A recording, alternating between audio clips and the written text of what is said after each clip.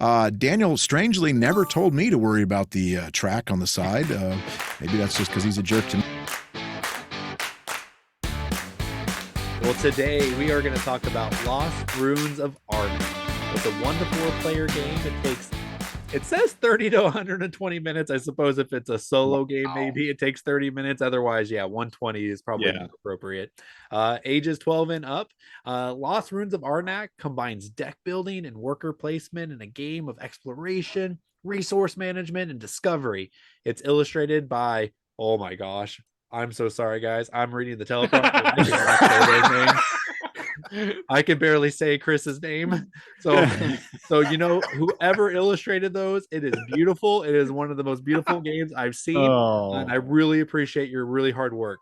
But the point of the game is to cleverly combine your deck building effects with worker placement cards. It was a hot game from a couple of years ago. It was my game of the year, but let's see what everybody else thinks about it. So, John, tell us, what is your opinions on Lost Ruins of Arnak? Well, Daniel, Lost Ruins of Arnak is one of those games that I was not real interested in when it came out, because a lot of times I'm not old man Chris-ish about it. It's just the theme wasn't something. I thought it was just going to be another one of those themeless games that's getting a lot of traction for whatever reason. I think it was because the implementation of the deck building, along with doing something else a little more interesting, was, maybe that was just like going to be a fad. And then I played it and I really loved it. And if you've never played Lost Ruins of Arnak, it's worker placement, which is pretty much my favorite mechanic, combined with some deck building, a little bit of deck building, and just enough, though, if you ask me, because you're getting buying these different actions, and you're trying to cull your deck a little bit from time to time, but you're also getting bad things added to it, depending on what cards that you get. And it was the kind of thing that I love, how you always had different options, because there's different things that you're trying to do. There's different things that you could maybe be trying to collect to move up on what is that track called on the right there? Help me with research track. The research track. And so, but you don't want to ignore anything, really. And that is the way I found it, because the first game I was like, well, they said everybody always accidentally ignores the research track. I'm just booming up the research track. And so that's what I did. And I think that's the only time I ever got all the way to the top and was collecting all the license plates up there, or whatever they are. And, but I didn't win because I didn't do enough actual exploration. So you can't ignore one aspect of it.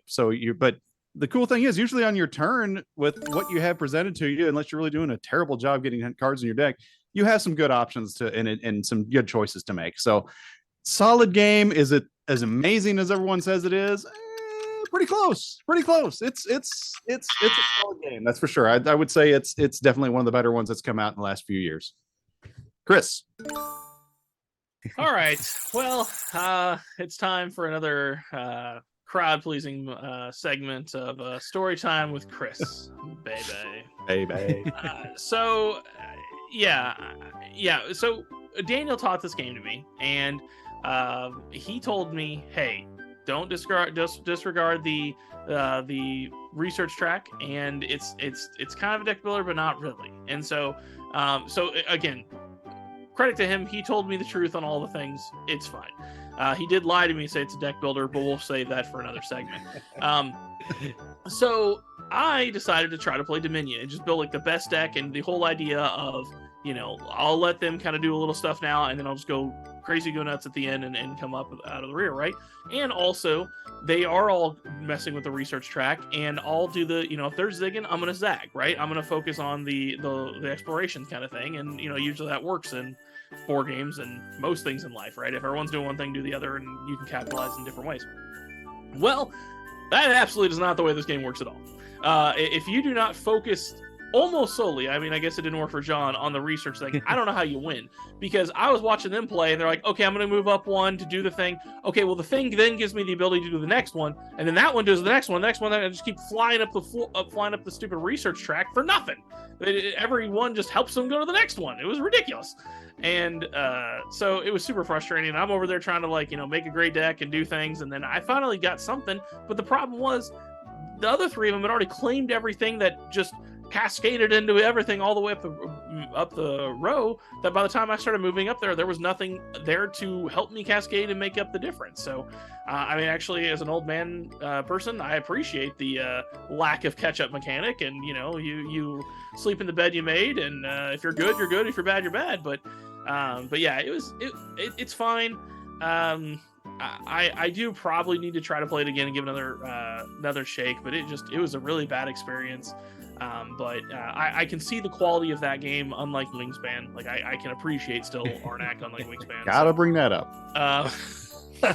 But yeah, it was an interesting situation, and we'll obviously double back on this, like I said, in another segment. But it was fine. I understand the hype. It's just at the moment not for me, but I do need to give it another chance. What you got, Dan or Andy?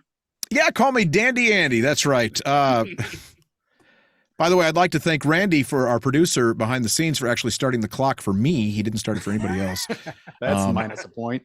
Anyway, this is a game, The Lost Ruins of Arnak, that is very different from Wingspan, because I've actually grown to like this the more I've played it. Wingspan, it was the other way. This one, I didn't at first. I was like, And the more I've played it, the more I really like this game. It's kind of funny because it just doesn't usually work that way with me. It's usually I get excited about a game, I go buy it, decide later that it's just okay. But I've rarely had a bad experience with Lost Ruins of Arnak. It's got some variability. Daniel strangely never told me to worry about the track on the side. Maybe that's just because he's a jerk to me, but no, he did. I think that's the first thing he says to everybody.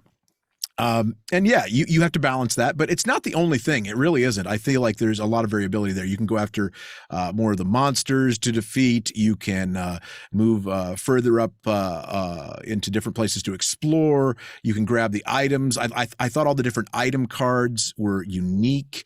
It is not a true deck builder in the sense that you're really not going through your deck very fast. You may go through it a couple of times throughout the game. So I hate to even call it a deck builder, but it's got that mechanic to it where you can kind of get cards out of your deck and do more with it. I would say that what I enjoyed about it is it's thinky, but not too thinky. And what I mean by that is you can actually think about what you're doing and also pay attention to what your opponents are doing and try and play defensively. So you can kind of get an idea of what they're doing based on what resources they're collecting and where they are on the track on the side and where they're going to try and go up next. And you're trying to race up that track because if you get to a certain spot, you get bonuses if you get there before the other person. So that's kind of unique, and I like that. I like the ability to play defensively and offensively a little bit. It's got a little bit of that. A lot of people say it's very similar to Dune Imperium. Yeah, it's got some of the same mechanics. Very different games, though, as far as feels, in my opinion. If I want more conflict, I'll play Dune Imperium, which is a great game as well. But Arnak, it's a winner for me. Cool. Awesome. Sounds great. All right, guys. Well, Lost Ruins of Arnak was my game of the year. The year it came out, I believe it was 2020, maybe 2021. And it was one of those games that comes around every couple of years, and that is like where it reinvents or revitalizes a mechanic. So when Dominion came out, 15 years ago, it kind of busted onto the scene. No one's seen it before. They were super excited, and after that, they started to evolve the deck building mechanic. Well, I think Lost Ruins of Arnak is that game that actually kind of takes deck building and merges it to worker placement and takes it to a whole new level. So two kind of like played out mechanics now merge together. And I think that's what's so cool about this game is how those two work so well together. The theme of this game also shines. We've talked about theme before, about how it really helps bring a game together. Well, this is another perfect example of how the exploration into the jungle helps. Like if you're going down the river, you need to play a boat. If you are going deep into the forest, you need to play a plane. So the thematics of it really helps you build that understanding of the game and how things are needed. So one of the things I really enjoy about the game, though, is its puzzleness. It is very puzzly and trying to figure out how to best utilize your turns. So you know that you need to get to the end of the track. You also know that you need to defeat certain monsters, and you can look down at your resources. You can look at the cards in your hand, and you can say, how am I going to merge these three things together to feed off of each other? So Chris said he didn't, one of his issues was that as the track progressed, things started getting taken away. Yeah, they did, but there's always stuff there. Even if there's a one-time bonus there that's no longer there, there's still a bonus. And trying to get up that track to get to the permanent bonus can help you then go to one of the locations, which then will help you defeat the monster at that location. It's just a wonderful game that you get to sit there, put all the pieces of the puzzle together in your head. And beyond that, it has just changed the way we view deck building and worker placement as those two got merged together. It's a beautiful marriage of the two. And I love Lost Ruins of Arnak. But just to clarify, it's not a deck builder. So we're going to get into that a little We'll bit get into later. that later. Because it definitely is a deck builder. No, it's not. Yeah, Just it is. To because- build a deck, you have to go through the deck. No. Nah, we'll get into that later. Just We'll because, get But, into it later. no, we will. But I do gotta say this: just because a mechanic, just Yeah. because You're jumping ahead. Jumping We'll do ahead. it We're later. gonna do it later. All Let's right. talk about Lost Ruins. We'll of do it Arnak. live. Chris. All right. Chris, I always seem like I'm busting Chris's chops whenever he doesn't like a game that I like, but it seems like you're blaming the game for your bad strategy going into the game because you can't. What do they say? I guess they do say don't hate the player, hate the game. So I guess that's what you're doing. But I mean, Wise the same words thing with me. indeed. I thought I was doing what people usually ignore, and that would win me the game, and it didn't. It's just not. But then to also talk about Daniel, what he just said, that was the sense I got from is how you can, if you plan it right, how you can piggyback off different things and like, boom, then I can do this, then over here I can do this, then I'll be able to get this monster, and then when I get that stuff, I can move on to this track. It's when you get those things going, it's very satisfying. And so, John, you guys make up some good points, but we'll get into the mechanic thing later. But yeah, I think we're by and large, most of us like the game. Chris, I don't know what's wrong with you. I do need to A lot play of that things. Dune Empyrean though, because Oh, you'll like it. yeah, it looks I've been cool. wanting to play that as well. Yeah. It'll add it's got some Arnak to it, but it adds a little bit of spicy conflict too. Nice.